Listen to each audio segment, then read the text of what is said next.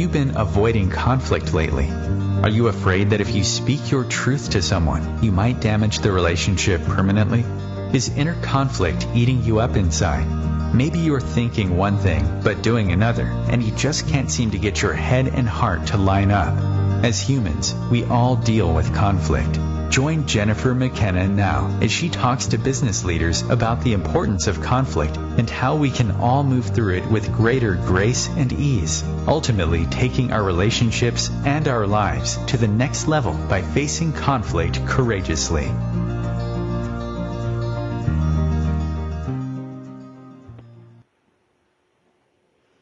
Welcome, everyone, to our first episode of Conflict Rising, where we will have a series of conversations about all the conflict in our culture, how we can move through it, and be a light in the darkness right now. So today's guest is my dear friend and coworker associate, Rebecca Turk.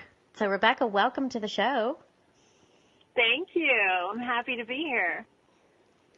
Rebecca, for those of you who don't know, actually is behind this show. She works behind the scenes, and much of this was her baby in terms of the idea to do the show and all it takes to put the show on. So first, I want to thank you for doing that because, you know, as I run into multiple different directions, I'm not necessarily the most focused person, and this is something that you and I are both passionate about, talking about, and something that we do for a living with JMac Consulting. So for those of you who don't know, I am the founder and CEO of JMac Consulting, and Rebecca is on board as the Director of Corporate Communications, and she's also an associate who she also does coaching and consulting around change and culture change specifically. So because we see this in the workplace all the time in the corporate sector, we decided that maybe we want to take this to a larger conversation. You know, we see the highs and lows and the trials and tribulations when corporate cultures are still functioning, maybe like, you know, they did in the 90s. And in today's world, that's really difficult for employees. We have millennials that have come into the workforce. We have generational differences of opinion of how things need to go. We have working parents who want more work-life balance. We have all kinds of challenges in the workplace. And so we help come in and facilitate that transformation to be able to do business better, stay focused, get the same profitable outcomes, but allow for the workforce to be healthier. So when we looked out at the greater landscape of our culture as a country, as a globe, you know, even the whole world, we look around and we see, boy, our greater culture could use some work too. So this is why we're talking today. Let me give you a little bit of a background between Rebecca and I, and then I'm going to let her take over. Rebecca is the reason why I actually live and work in Atlanta, Georgia. I grew up in southern Indiana, went to school at Purdue University in northern Indiana, got tired of Indiana, no offense to anyone in the great Midwest. I loved it growing up, but I was ready for a cultural shift personally. So I headed south, landed in Atlanta, was looking around, decided I have got to work here. I want to move here. I want to live here. And Rebecca opened that door and hired me. So we have come full circle because now I am hiring her. She has been with JMac Consulting for the past, I don't know how long, 6 months, 9 months, almost a year. And so I'm thrilled to death. We've been friends all these years in between, which is 24 to be exact. And so you may hear us talk casually to each other. We both have multiple names and identities. I'm known as Jennifer. I'm known as JMac. To some people, I'm Jenna. To some, I'm Jen. To my family, I'm Jenny. And I call Rebecca Beck. So as you hear us get a little more casual with each other, that's why. So Beck, on that note, I'll let you give a little bit about your background, why you joined JMac Consulting, why cultural conflicts are so important to you. Absolutely. Well, I'm so happy to be a part of the team, and I have kind of had an interesting journey myself. We work together in nonprofits, for many years. And then I wanted to move more into the corporate sector. And I've lived in London for a while and California, just moving around to places that I found really interesting and wanted to experience. And I've moved into more of marketing, branding, communications, public relations, and really helping brands really build upon their brand. Working with a lot of entrepreneurs and helping them to build their companies. I worked with Spanx for many years, and I worked with a gaming controller company called Scuff Gaming. But what I found was I really would connect with the entrepreneur or the owner of the company and really fell in love with their vision and wanting to help them build this great new company. And so for me, I've seen a lot of the same issues come up for entrepreneurs, with these great big visions. There's a lot of work that goes into building that company and all of the pain points that entrepreneurs go through when they have a big vision and they want to make this come to fruition, which is, it's just par for the course. But it's great for a lot of reasons, but then with other employees who are accustomed to a really structured environment, it can be pretty painful in the process. So for me, I felt like I really learned a lot about working in those types of environments and helping other employees to navigate that space and to really learn how to grow in their own careers and how to help them have a better understanding of how to handle that kind of stress in their life as well. So I'm really, in one of my last positions, I took on more of a coaching role, an advising role, and I really loved it, and I loved how people grew from that and were able to respond. And so when the opportunity came to work with Jen and JMac, I was very excited about that opportunity to take what I had learned and to really build on that and to help grow JMac Consulting and scale the business as well. So it's exciting for me to be a part of this and to take what I've learned and be able to apply that to what we're doing now. And I feel extremely fortunate to have you. And boy, have we been working hard at growth. Yes. So, We sure have. so back, tell us also why you thought this radio show was important. Yeah, absolutely. Well, there's so many topics that there's so much being thrown at us right now, right? Like our world feels like it's really coming at us in every direction, like personally, professionally, culturally. There's so many issues. There's so much in the news. There's so much on social media.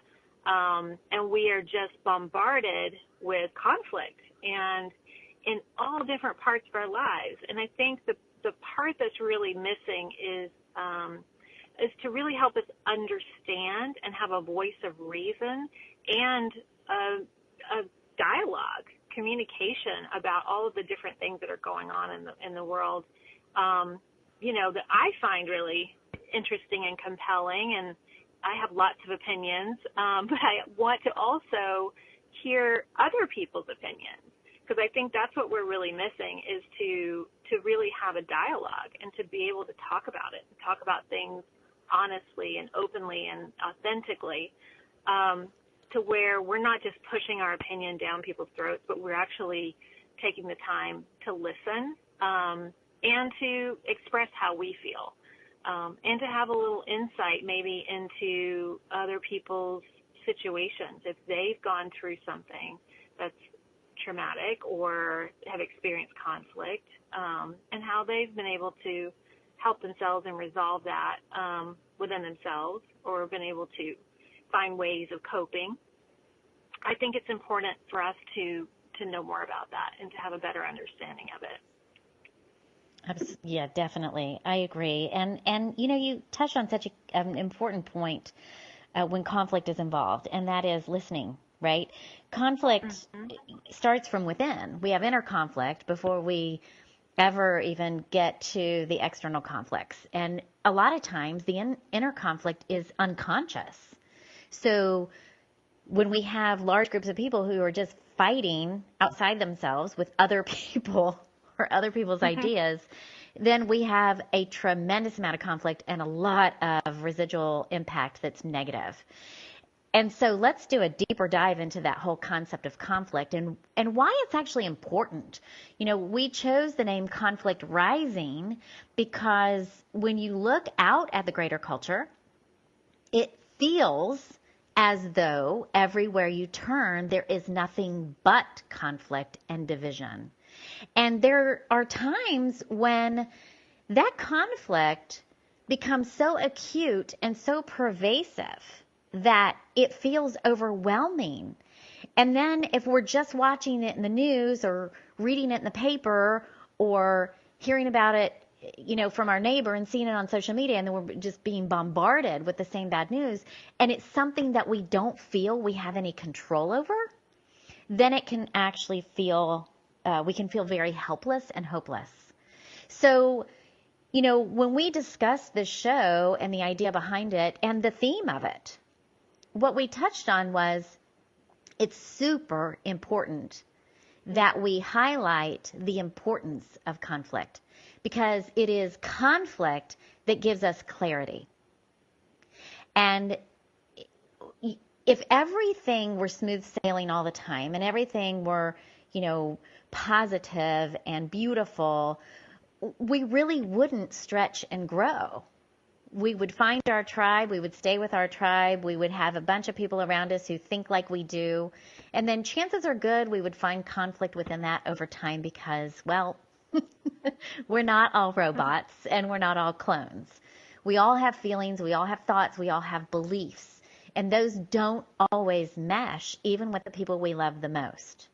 So when we have this greater landscape of conflict, we need to feel like we can be empowered within that, and we can actually start to move the needle from that point of conflict to that transformative moment, and then have a new paradigm to live by, whether it's in a relationship or a whole culture. So let's doing that deep dive, going into that dark point, going into why conflict is so important. Rebecca, do you have anything that you want to share around that? How you see conflict in the culture, in your own life, why you thought it was so important that we highlight it here? Sure. Well, for me, I was a workaholic, and I would wear myself down to the bone, and the only saving grace for me was either go for a run, go do yoga as much as possible, go on a vacation to set myself straight again. And I just found that I would work, and then try to cram in as much relaxation time and downtime to reset myself, only to go back and work again. So for me, it's all about balance and understanding how you must have balance in your life. You can't force so much in one direction that you're not taking care of yourself in other directions, in other places in your life where you really need it. You need that time and that clarity. And I highly recommend yoga. I'm a huge believer in it, or even just going and taking a walk, getting in nature, but just decompressing from the stress of life. Because when you think about it, it's just like, what is all this for anyway? We have, we push ourselves to these points of breaking, but what's the real point of it? We have our relationships that we neglect, and we have, families, and when we're just pushing ourselves to that point, or we're just worrying about the world and the state of the world, if you just take a step back and allow yourself to take that time to really decompress and reset yourself, and you can do that on a daily basis. You can take some time in your daily life just to say, I'm going to set this aside for myself, even if it's 15 minutes, even if it's taking a hot salt bath. You put your Himalayan salt or your Epsom salt in your bath, and you just say, I'm going to take 15 minutes to myself, and it really just helps to clear your mind. And I just feel like that's so important for us as a society to remember that we're not on a treadmill that we can't get off of, that there is life outside of just killing yourself with work, to really think about the things that really matter in your life and have gratitude and have focus on just having a more balanced lifestyle. So, those are a few things that I would recommend in response to, what I have done personally to handle some really stressful times in my life. Yeah, and I think to your point, when we do overwork and we do spread ourselves thin, much more vulnerable to feeling overwhelmed by the greater landscape, right? All the world's issues that come barreling down on us when we already feel so worn out by our own lives. And so it makes us very susceptible to darker emotions that last longer and lead to bigger issues, suicidal tendencies, abuse, depression, physical health issues, chronic health issues, terminal health issues. That having that ability to take care of ourselves and be fully aware of how we are starting ourselves off in that unconsciously abusive way, right? Being the mice on the wheel, or whatever it is that you want to call it, where we're just running ourselves ragged, and being more mindful of taking care of ourselves first and understanding that we've got to do that before we have any capacity to make change beyond ourselves. So we're going to take a quick commercial break, and when we come back, we're going to do a deeper dive into some specific cultural issues that may bring us down and what we can do to bring ourselves back up. So we'll talk to you again in a few minutes. Connecting you with the best of the conscious minds in the world. OMTimes Radio. IOM FM. OMTimes magazine is one of the leading online content providers of positivity, wellness, and personal empowerment. A philanthropic organization, their net proceeds are funneled to support worldwide charity initiatives via Humanity Healing International. Through their commitment to creating community and providing conscious content, they aspire to uplift humanity on a global scale. Connect at omtimes.com. OMTimes, creating a more conscious lifestyle. I'm Kathy Williams, host of Sexy Mom Abundant Life radio show on Thursdays at 5 p.m. Eastern, 2 p.m. Pacific. On the show, we explore living abundantly in every area of your life. Ways to let go of limiting patterns and beliefs and to step into the flow of creativity and possibility, knowing you are supported by the universe.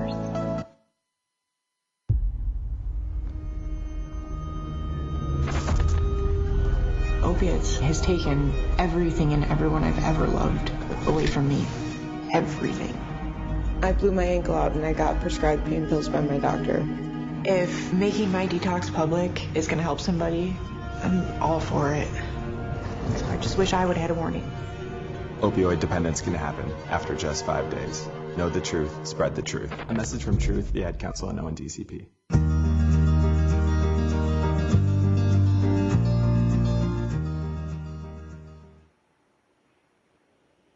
Welcome back, everyone. So we are talking to Rebecca Turk, who is on the JMac consulting team and who helped birth the idea of the Conflict Rising radio show.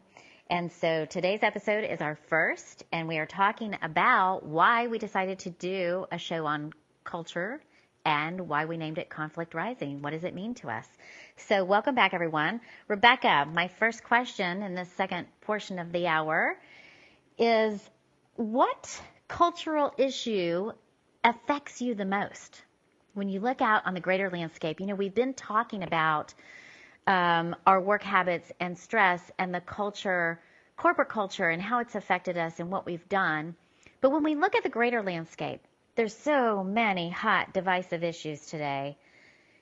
What one issue do you find brings you down the most mentally, psychologically? I think for me, it's been the political divide.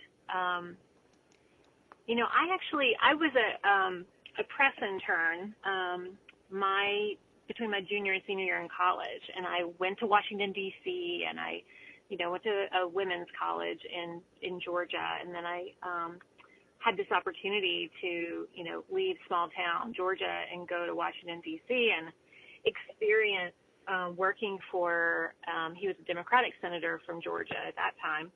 And I just saw how great the system was, with its flaws, but how people really worked across the aisle, that they, Republican and Democrat, we'd have a softball team that would, have rivals on the other Republican softball teams. But it was great because you could have these fun rivalries and you could still work together to bring about some great legislation and have bipartisan rule, because, we are a country made up of Democrats, Republicans, independents, all in between. But I just feel like now we are just at such a negative point where there's so much divide and people really aren't talking to one another. They're not listening to one another. It's kind of my way or the highway. And I think that it's such a dangerous point in our country. And I just feel like we just keep swinging our pendulum so far. I would just love to see people be able to communicate again. If I were president, right, I would have a cabinet made up of both Democrats and Republicans and independents as well. I just think that we are more than just these individual thoughts and ideas, and this need to be so tribal, to be so this is my way, and if you don't believe in my way, then I don't want to have anything to do with you. And I just feel like it's really sad that we've come to this point. And I do have strong opinions, but I'm going to listen to what other people have to say as well. I feel like I've grown up enough over the years to know that there are other ways of looking at things, and that you should be open to that and should be open to having a conversation about it. But for me, I think that's the scariest part for me, and the one that makes me feel, a little hopeless at times, because of our strong differing opinions, and the unwillingness to work together. And so for me, I think that's probably the biggest issue right now. Well, I think that's a huge one, and I love that you cited it, because it does feel as though our country was born on a political divide in many ways. And so it's such a fundamental part of who we are. It's almost like the backbone of our country, right? And it is, you could reasonably say that governance and politics are the backbone of every society. But what I mean by that is it's in our DNA to disagree. We rebelled against England and started a country. So it's part of who we are. However, we seem to have lost our compassion and our decorum and our ability to disagree in a way that keeps us a United States. Now, that's just in our country, but when you look at the global landscape, we don't look a whole lot different from a lot of other countries out there. And what I like to actually investigate are those countries who are doing it well, right? And why isn't the light shining on them a little bit more so everyone else can learn from it? I feel as though, I'm not sure if it was Dr. Phil who coined this phrase, but he comes to mind right now. But the question always was, do you want to be right or do you want to be effective? And to your point, with no one listening and everyone talking and beating their thoughts and opinions onto each other's heads and then using all kinds of manipulative tactics to drive it into law or to drive it into some kind of a public truth through a social media outlet, those are all, I mean, it's just plain dirty, right? It's just, it runs on a spectrum from sometimes overt, what would you call it? Just corruption, right? All the way to the lighter side, which is just annoying manipulation. But no matter what you look at it, all we're doing is driving more division because people aren't listening. People aren't respecting.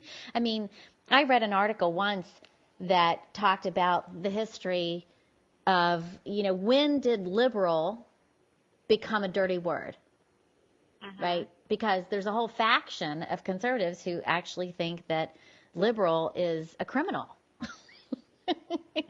You're putting my life at stake because you have liberal views, So when we have a belief system that is that strong, how do you overcome it? What is it that we need to do as a society, both nationally and globally, to start to come together? And those are the things that I do want to talk about in the third part of the hour, is to get to some real kind of next steps, tips, and techniques for our listeners.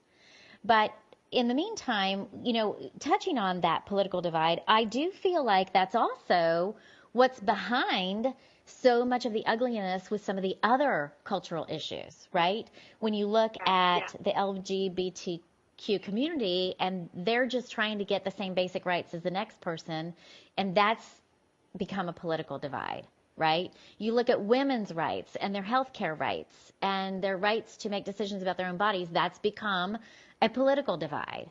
You look at these racial issues and the whole movement around Black Lives Matter. Well, that seems to have become a political divide. So I think you've touched on something very powerful that's behind, or maybe not behind, but perpetuating the division in all of these subsets of our society. And it's deeply disturbing. And it does make us on many days feel like our country and our world have become completely compassionless. That we've removed human feeling and replaced it with, pardon the expression, but sociopathic tendencies. So your thoughts on that? How do you agree with that? No, I do, and it's such a funny. It's kind of one thing leads to the next. I mean, it's just, we're even in Georgia, where right now they're legalizing parts of medical marijuana, right, on one side, and then the abortion bill in banning what was, legal is no longer legal. So it's interesting as far as our rights are concerned. And I personally, I just feel like human rights are very important. And when you start taking those human rights away, it's a slippery slope. but those are my views on that. But I just feel like that's what's happening, is everybody's kind of putting their own focus, and whether that's a religious focus, understanding what is behind it all, to know that, like, we as people can't be trusted to do the right thing in certain situations, or, you're trying to protect, the mother in certain situations. Like, it's just, for me, it's like understanding why, people feel like something wasn't already working well enough, as far as the abortion issue is concerned. Why was that, what was already in place, not working well enough that they had to change that? And understanding that, I'm a firm believer in medical marijuana being legalized, and I hope that they will legalize it across the country, because I don't think it's right for one state to have something legal and the next state for it to be criminalized. I think that's just a flaw in our society. But there's so many different issues that are trigger points, right? And it actually causes such pain and discourse for people in so many different ways, and on both sides. So it's really interesting to see the dynamics of why people are triggered by certain issues, and so deeply, right? Like gun laws, like that's a huge issue for our country. And people have very, very strong opinions about it. And it's just one of those things where I just feel like we have to work together to create better laws for our country. For society to, it's as if, we're going to continue to have things that come up over and over again, like these mass shootings. And when you do nothing about it, when you do, you do not create any better. I mean, why? Okay, so this is one thing. Why should someone be able to operate a gun when they haven't even gone through the same type of process that someone has to operate a motor vehicle? Like, that's something that just seems like common sense to me. Like, why wouldn't you have to go and actually learn how to use a gun if you're going to own a gun? To me, that just seems like it's irrational.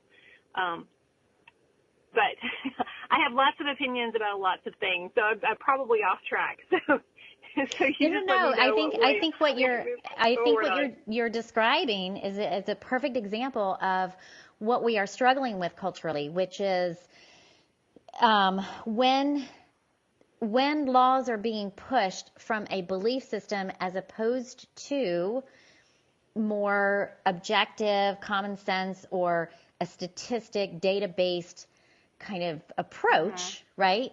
What are we left with? Right. Then all logic's been thrown out the window. And working in the workplace with leaders through conflict and cultural shifts, I have lots and lots and lots of tools that I bring out to address these things, more holistically.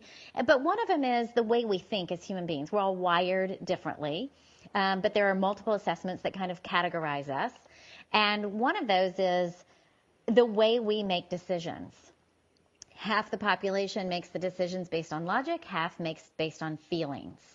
Well, it depends on what people deem logical, and it depends on where they're deriving their feelings, right? So if their feelings are being derived from a belief system that says guns are the way to safety,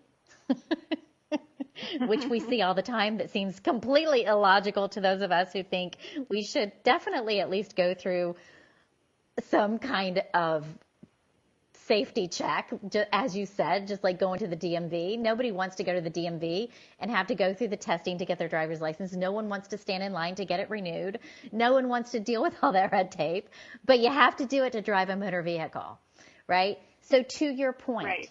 Where is that logic? Whose feelings and what beliefs are intervening on those basic common sense rules, which is why they became known as common sense gun laws that they were trying to initiate. However, again, it became a political divide. So I think when we step back, we use that as an example, right? There are multiple examples. We could throw out 36 examples easily, but I think you've illustrated a really good one in that oftentimes the conflict is born out of radically different beliefs. Right? So if one person's belief is the only way we will ever feel safe is to own a gun, and another person's belief is the only way I'm going to feel safe is if we put some parameters around your gun ownership, then where do we go? Where do we go from there, right? And I do think that the points you made earlier are what we need to revisit. It's listening. Are we really trying to understand the person, or are we just beating our opinions on each other's heads? And right now, it looks like the latter, right? We have a president who goes out on social media and throws his opinions out all the time. And then the people that have the same beliefs he had, they feel very empowered. The president feels this way too.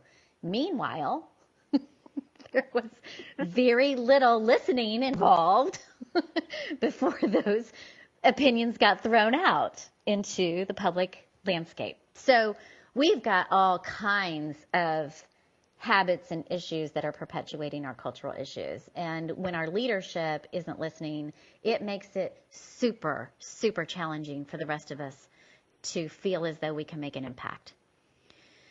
But,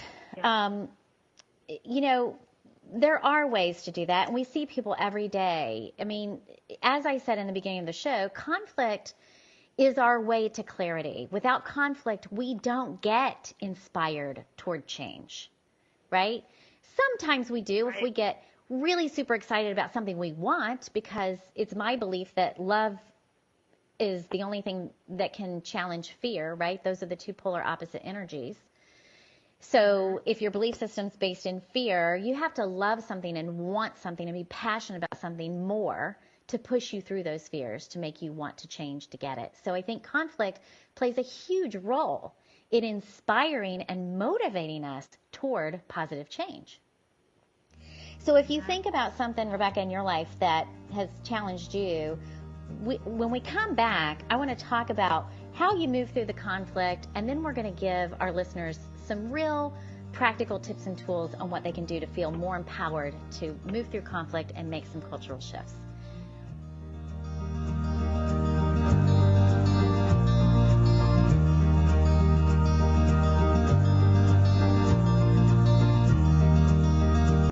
Free your mind with OMTimes Radio, IOM FM. Host your show on IOM FM, the radio network of OMTimes Media, one of the more recognized brand names in the conscious community, and is backed by the extensive marketing reach of OMTimes. Hosting a show on IOM FM immediately connects you with our extensive dedicated community. Hello, I'm Sandy Sedgbeer, host of OMTimes Magazine's flagship radio show, What is Going On? My passion is sifting through information, research, and innovations from new thought teachers, speakers, and researchers pushing back the boundaries of what we know about life, energy, metaphysics, and the universe. I love shifting perceptions about who we are, why we're here, and how quickly impossible becomes normal when we open our minds, expand our awareness, and accept that the only limits that exist are those we place upon ourselves. So if you're the kind of forward-thinking, eager investigator of what lies beyond the current reality that most perceive, why not make a date to come play with me in the field of possibilities at 4 p.m. Pacific Time, 7 p.m. Eastern Time every Thursday, and together we can discover what's really going on. Imagine being fired because of who you love. Imagine being denied medical treatment because of who you marry. Imagine being evicted because of who you are. Millions of Americans don't have to imagine this. They have to live it. Because in 31 states, it's legal to discriminate against LGBT people. Get the facts at beyondido.org. Brought to you by the Gill Foundation and the Ad Council.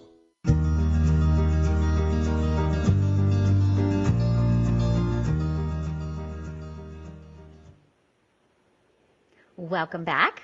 I have Rebecca Turk here with us on the show today. Rebecca is my coworker, associate, a very important team member on the JMac consulting team. And she is very much the person behind wanting to launch the show and helping to get it launched. So I am very fortunate to have her in my life and in this business. And so I am grilling her with all kinds of cultural questions today. So Rebecca, as we round out the hour, I wanted to ask you about conflict. What has it taught you? If you think about a tough time in your life, you talked earlier about when you were living a very stressful life from the corporate demands of your career. If you think about a time when you went through a very acute conflict, what did conflict teach you? I don't want to put you on the spot to bare your soul and tell an intimate story, but if you want to, go for it. but at the very least, I'd just love to hear, the power of conflict for you. What has it taught you?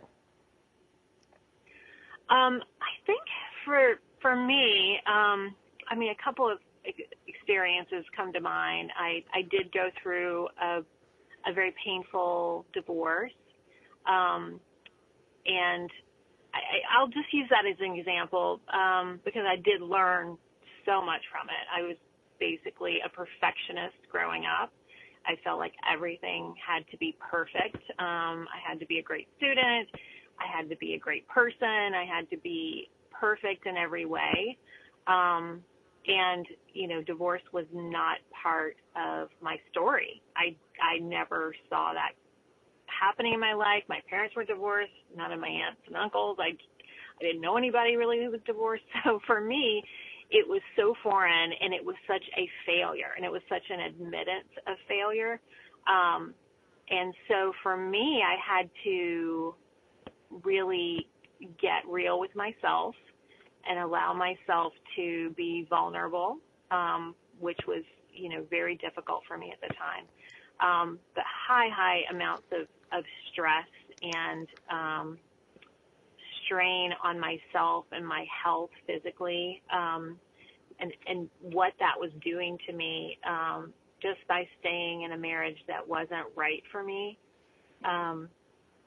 was really difficult. And for me, what I learned from it was to be more gentle with myself and be more forgiving of myself, and to have better communication, actually speaking up and saying what I needed and not just trying to please everyone else.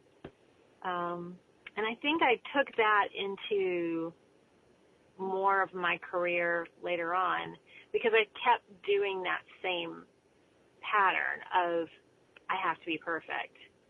I have to please everyone.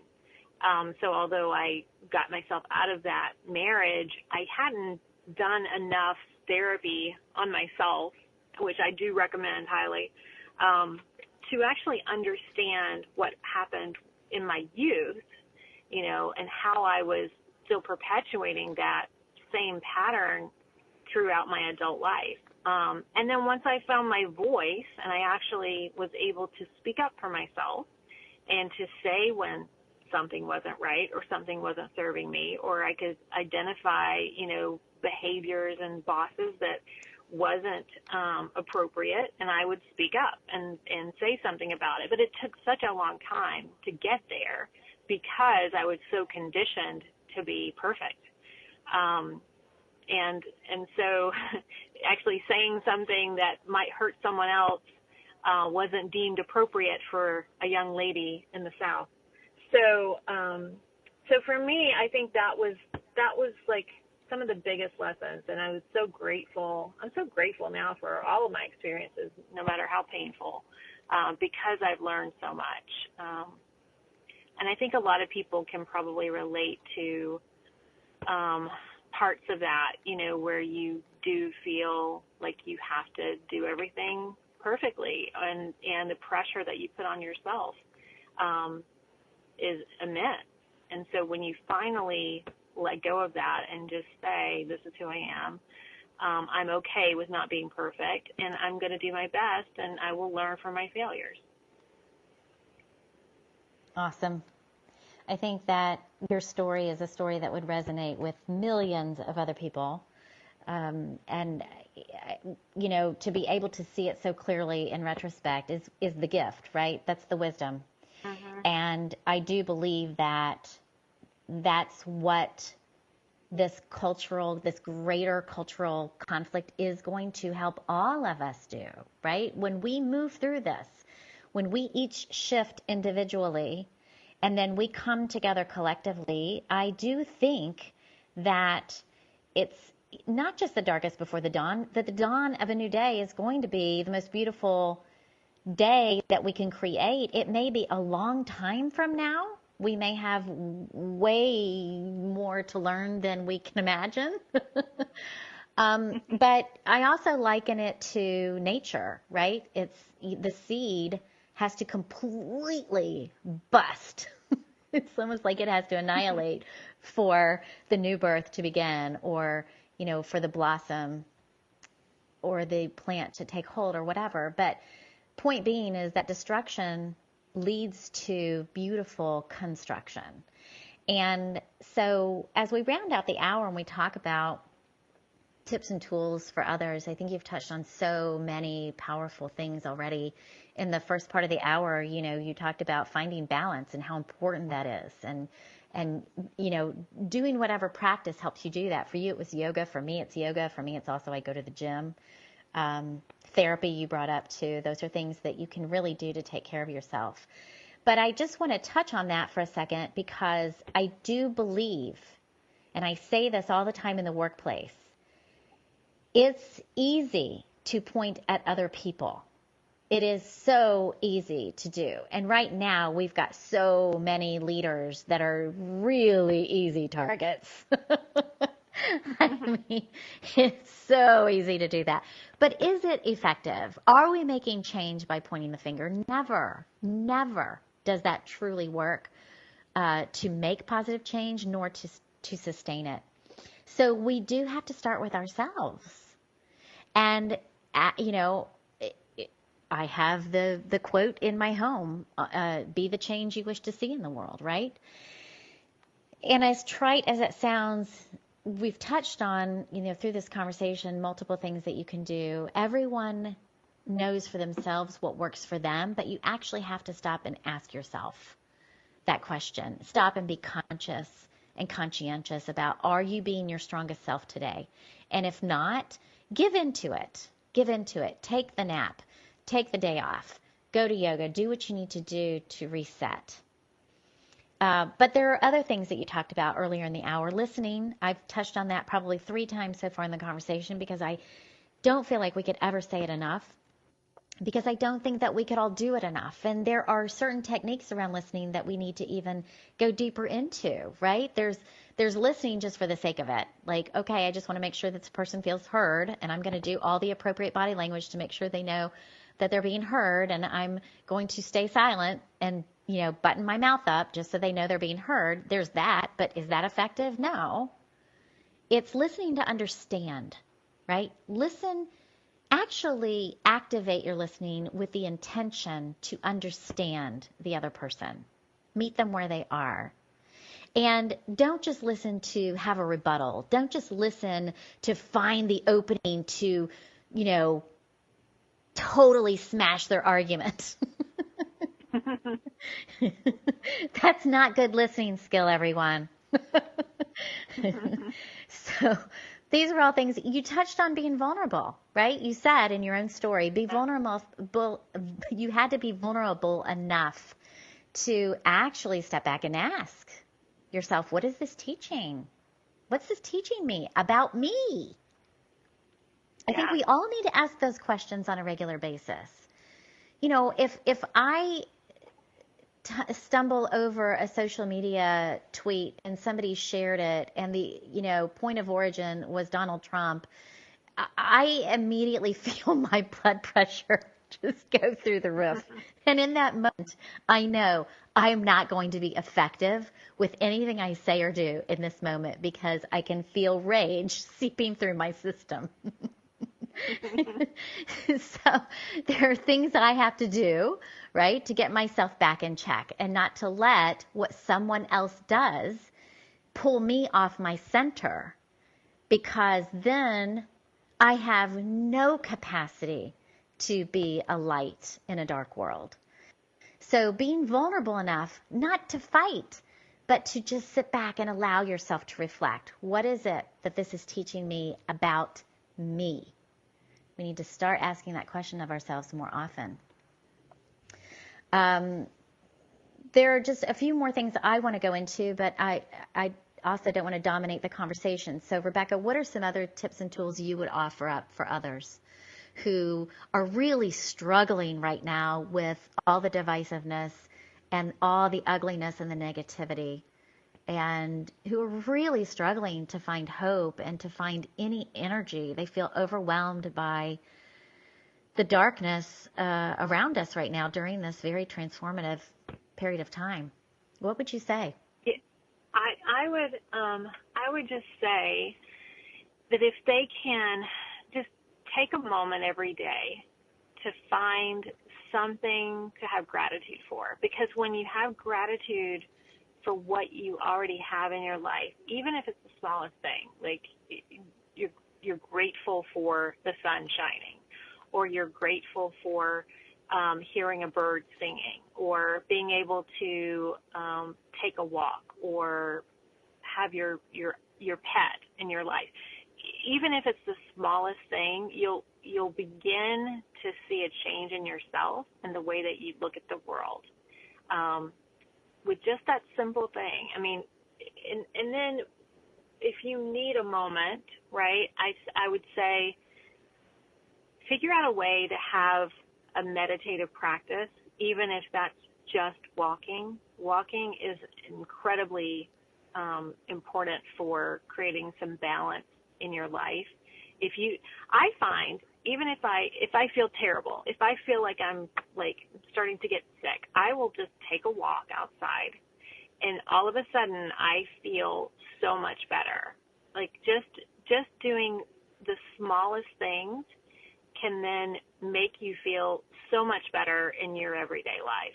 So I think if, take a moment for gratitude and take a moment of time for yourself, and it'll help you see things more clearly. Yeah, beautiful. I want to take that gratitude tip one step further, because I think that the point you're making about it is extremely important. Gratitude, as you say, a little bit goes a long way. So you're talking about, just being grateful I'm healthy, I can take this walk. I'm grateful for the running water and the beauty of this moment in nature. Whatever it is, in the simplest terms, has incredible impact on your state of mind. And they have a lot of studies out there now where they're actually looking at the neuroscience behind that, what actually happens inside the brain. And it's thrilling because we all feel the impact when we take the moment to do it. I want to take it to the next level, because when we're in our darkest hours and we're really being affected pervasively by negativity, I think that the brain also has mechanisms to keep us there, right? We feel oftentimes rebellious toward doing anything to get ourselves out of it. I know I've been there in some of my darkest moments where I actually just kind of wanted to die. Like I knew I probably needed some intervention, but I was in such a dark place, I just didn't want it. So for those of you who have hit that tipping point, right, this is particularly important that you recognize that you don't want to get out of it, so that you can actually be smarter than your own brain, because it's just a mechanism in your brain. Not, when I say just, I don't mean to minimize it, because it's really heavy and hard. But to be smarter and to step out and envision something bigger than you that you want, right? the love of a grandchild, the love of a child, a trip you want to take, something to trick yourself up. And then being able to push yourself to that level of gratitude to say, I'm actually glad, I'm actually grateful for this dark moment that pushes me to that next level, right? And sometimes that's retrospective thinking. It's the simple gratitude you're talking about, Rebecca, that helps people in those dark moments to get them out. But the retrospection I still use when I think of those dark moments years ago. I still look back at them and I say, I'm so grateful, because when I pushed through that, I actually pushed through to a much higher quality of life in the end than I ever would have had before I hit that dark moment. It can propel us, but gratitude is the gateway to that for sure. And please, for those of you that are in a really dark space, do get a professional intervention. Don't try to handle it on your own. It can be bigger than you, and that's okay. That doesn't mean you're weak when you're in a weak moment. So thank you for joining us today. Check your own beliefs. Make sure that you have an intention for a win-win in those conversations when you're engaging about your conflict and about the greater cultural issues. We hope you'll join the show every week and tune in. We'll be here every Thursday at 3 o'clock. Thank you, Rebecca, for joining me today, and thanks everyone for tuning in. We'll see you next week.